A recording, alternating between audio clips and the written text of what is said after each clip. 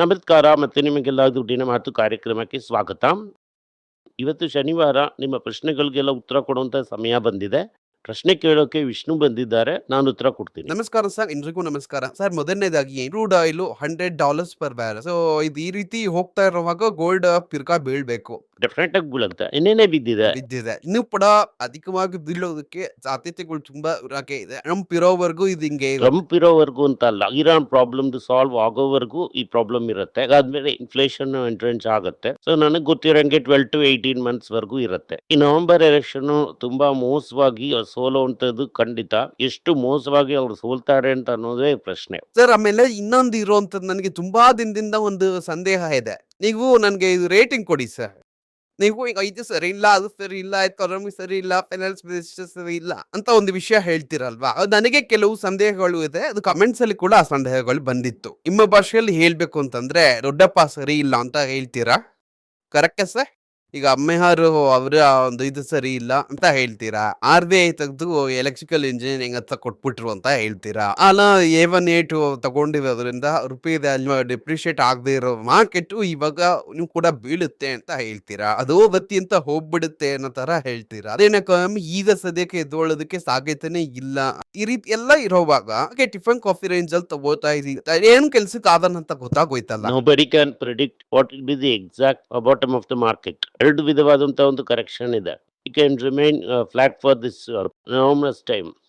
ಯಾಕೆ ಮಾರ್ಕೆಟ್ ಡಮಾರ್ ಅಂತ ಬಿದ್ದಿಲ್ಲ ಅಂತಂದ್ರೆ ಮ್ಯೂಚುವಲ್ ಫಂಡ್ ತಗೋತಾನೆ ಇದ್ದಾರೆ. ಅದು ನಿಮ್ಮ ರೀಟೈಲ್ ಎಷ್ಟು ದಿನದವರೆಗೂ ಅವ್ನು ತಗೋತಾನೆ ಅಂತ ಅನ್ನೋದು ಗೊತ್ತಿಲ್ಲ. ಆಗಾಗ್ಲೇ 3 ವರ್ಷದಿಂದ ರಿಟರ್ನ್ ಇಲ್ಲ, ಇನ್ನೂ ತಗೊಂಡಿಲ್ಲ. ಈ ವರ್ಷನೂ ಹಿಂಗೆ ಹೋಯ್ತು ಅಂತಂದ್ರೆ ಈ ವರ್ಷ ಕೂಡ ರಿಟರ್ನ್ ಇರಲ್ಲ. ಇದು 4ನೇ ವರ್ಷ ಅಂತಂದ್ರೆ ನೀವೀಗ ಒಂದು ಫಿಕ್ಸೆಡ್ ಡೆಪಾಸಿಟ್ ಇದರಲ್ಲಿ ಹಾಕಿದ್ರಿ ಅಂತಂದ್ರೆ 4 ವರ್ಷ ನಿಮ್ಗೆ ಬಡ್ಡಿ ಬಂದಿರ್ತಿತ್ತು. 40% ಹತ್ತತ್ರ ನಿಮ್ಗೆ ಲಾಸ್ ಅಂಡರ್ ಹಾಕಿದ್ರಿ ಅಂತಂದ್ರೆ. And some high quality stocks which are debt free. ಸಾಲ ಇಲ್ಲ, ರೈಟ್? ಸಾಲ ಎಂದೇ ಇರೋ ಸ್ಟಾಕ್ ನ 1000 ವರ್ಷ ಇಟ್ಟು ಅಳ್ಸಕ್ ಆಗಲ್ಲ. ಜಪಾನ್ ಅಲ್ಲಿ 4-5 ಅಂಗಡಿ ಸೂಜಿ ಹಾಕುವಂತ ಅಂಗಡಿಯಿಂದ ಹಿಡಿದು ಒಂದು 20 ಕಂಪನಿ ಹೇಳ್ಬೋದು. ಸಾಲ ಇಲ್ಲದೆ ಇರುವಂತ ಕಂಪನಿ 3 ವರ್ಷಕ್ಕಿಂತ ಮೇಲೆ ಲಾಸ್ಟ್ ಆಗೋಯ್ತು ಅಂತಂದ್ರೆ ಅದನ್ನ ಯಾವುದೇ ಕಾರಣಕ್ಕೂ ನೀವು ಅಳಿಸೋದಕ್ಕೆ ಆಗೋದೇ ಇಲ್ಲ. ಸಾಲ ಇಲ್ಲದೆ ಇರುವಂತ ಕಂಪನಿ 3 ವರ್ಷ ತಡೆದಿಡಿದ್ರು ಅಂತ ಅಂದ್ರೆ ಒಂದು ಕನ್ಸ್ಯೂಮರ್ ಫೇಸಿಂಗ್ ಇಂದು ಕೂಡ logically by now it should die. ಇದ್ರೂ ಕೂಡ ಇಂದು ಸತ್ತು ಹೋಗಿಲ್ಲ. ಅದು ಎಲ್ರಿಗೂ ಒಂದು ಹ್ಯಾಬಿಟ್ ಆಗಿ ಬದಲಾಗೋಯ್ತು. ಸಾಲ ತಗೊಂಡ್ರೆ ಅದನ್ನ ಇನ್ನೂ ನಾಶ ಮಾಡಿದ್ರೇನೆ ಅದು ಇರೋದು. ಇಲ್ಲ ಇಲ್ಲ ಟ್ಯಾಪ್. ಈ ಫೈನಾನ್ಷಿಯಲ್ ಟೈಮ್ಸ್ ಅಡಾಪ್ಟ್ ಆಗೋಯ್ತು, ನ್ಯೂಯಾರ್ಕ್ ಟೈಮ್ಸ್ ಅಡಾಪ್ಟ್ ಆಗೋಯ್ತು. Every day New York times. ನಾನು ನ್ಯೂಸ್ ಓದಿಲ್ಲ, ಆ 3 ವರ್ಡ್ ಗೇಮ್ ಆಡೋದಕ್ಕೋಸ್ಕರ ನಾನು ನ್ಯೂಯಾರ್ಕ್ ಟೈಮ್ಸ್ ಇಟ್ಟಿದ್ದೀನಿ, ಫೈನಾನ್ಷಿಯಲ್ ಟೈಮ್ಸ್ ಇಟ್ಟಿದ್ದೀನಿ, ಆರ್ಡಿನರಿ ಇಟ್ಟಿದ್ದೀನಿ. ಅಡಾಕ್ಷನ್ಗೆ ಅದು ಒಂದು ದೊಡ್ಡ ಎಕ್ಸಾಂಪಲ್. ಗೇಮ್ ಆಡೋದಕ್ಕೆ ನೀವು ಸಬ್ಸ್ಕ್ರೈಬ್ ಮಾಡಿ ಇಟ್ಟಿದ್ದೀರಾ. ಹೌದು, ವರ್ಡ್ ಗೇಮ್ ಇದು ಇಂಗ್ಲಿಷ್ ಸ್ಟಂಡೇಟ್ ಮಾಡೋದಕ್ಕೋಸ್ಕರ ಇಟ್ಟಿದ್ದೀನಿ. So Hindu will also involve. So that's it's debt free and one day somebody will wakes.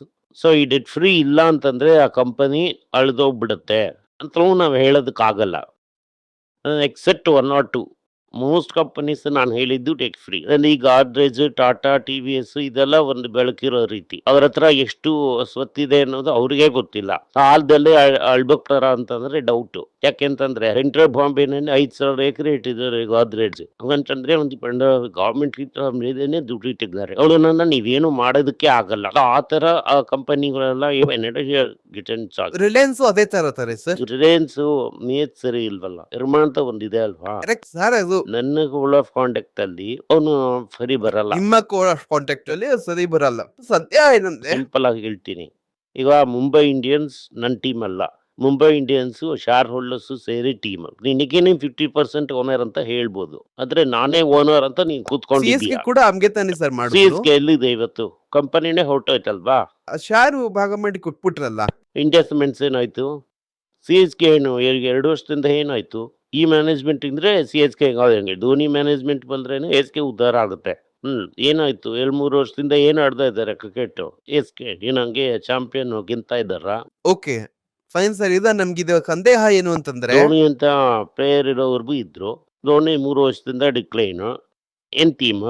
CSK share ಇಟ್ಕೊಳ್ಳೋದಾ ಬೇಡ್ವಾ ಅನ್ನೋದನ್ನ ದೋಯಿಟೆ ಪ್ಲಾನ್ ಮಾಡ್ಬೇಕು. ಬಾಸ್ ಅದ್ ಯಾವತ್ತಾದ್ರೂ ಒಂದಿನ ಹಿಡಕ್ ಬಿಡತ್ತೆ. ಅರ್ಸ ಇವತ್ತು ಕೊಲ್ತಾನೆ, ದೈವಾನು ಇದತ್ತೆ ಕೊಲ್ಲುತ್ತೆ. ನೀನು ಧರ್ಮಕ್ಕೆ ಅಗೇನ್ಸ್ಟ್ ಆಗಿ ಇದ್ದೆ ಅಂತಂದ್ರೆ ಯಾವತ್ತಾದ್ರೂ ಒಂದಿನ ನೀನ್ ಲೆಕ್ಕ ಹೇಳ್ಬೇಕು. ಸತ್ಯ.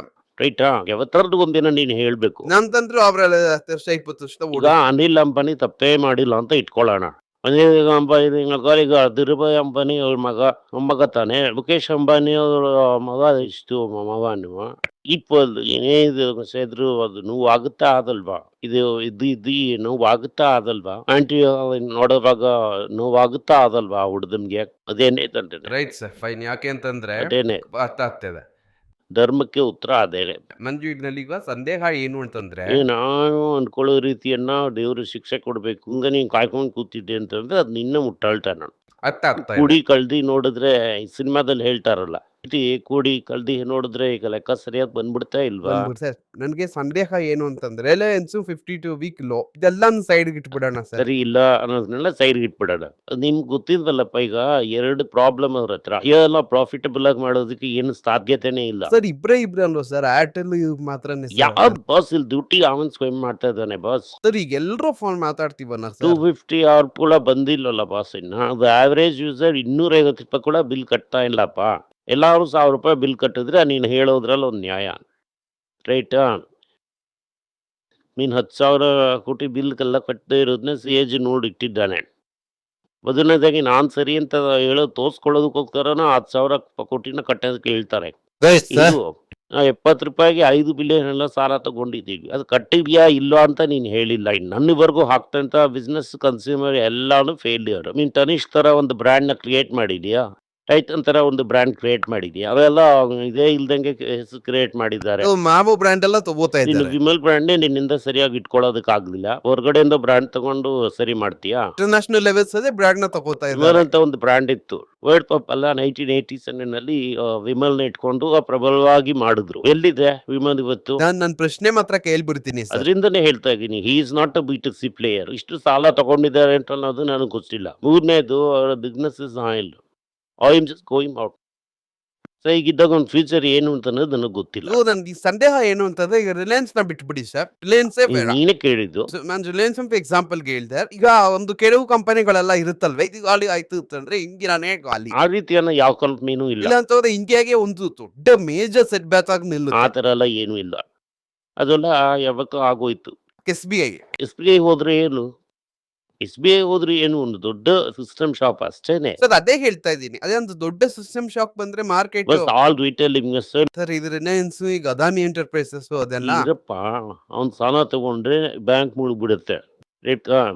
ಸಾಲ ತಗೊಂಡು ಮುಳುಗ್ಬಿಡುತ್ತೆ. ಮತ್ತೆ SBI ಫೇಲ್ಯೂರ್ ಆಗಲ್ಲ. ನೋಟ್ ಹಿಡಿದು ಗೌರ್ಮೆಂಟ್ ತಿರ್ಗಾ ಕೊಟ್ಬಿಡ್ತಾನೆ. ಅದ್ರಿಂದ ರ್ಯಾಲಿ ಕೂಡ ಬರೋದಿಲ್ಲ, ಅಲ್ಲಿನೂ ಬರೋದಿಲ್ಲ, ಸತ್ತು ಹೋಗಲ್ಲ. ಓಕೆ. ಅದೇ ಶಿಂಗಡ ವಿಷ ರೀತಿ, ಕತ್ತಲ್ಲಿ ಇರುವಂತ ವಿಷದ ತರ ನೀಲ್ಕಂಠ, ನೀಲಕಂಠ ತರ ಅದು. ಅದನ್ನ ತೆಗಿಬೇಡ. ರಿಲಯನ್ಸ್ ದಿವಾಳಿಯೋದೇ ನಮ್ಗೇನು? ಇಟ್ಟಲ್ದು ಆ ರಿಫೈನರಿನ ತಗೋತಾನೆ, ಬೇರೆ ಯಾವನ್ನಾದ್ರೂ ರಿಫೈನರಿ ತಗೊಂಡು ಹೋಗ್ತಾನೆ. ನಮ್ಗೇನು? ಏನೂ ಆಗಲ್ಲ. There is no too big to fail.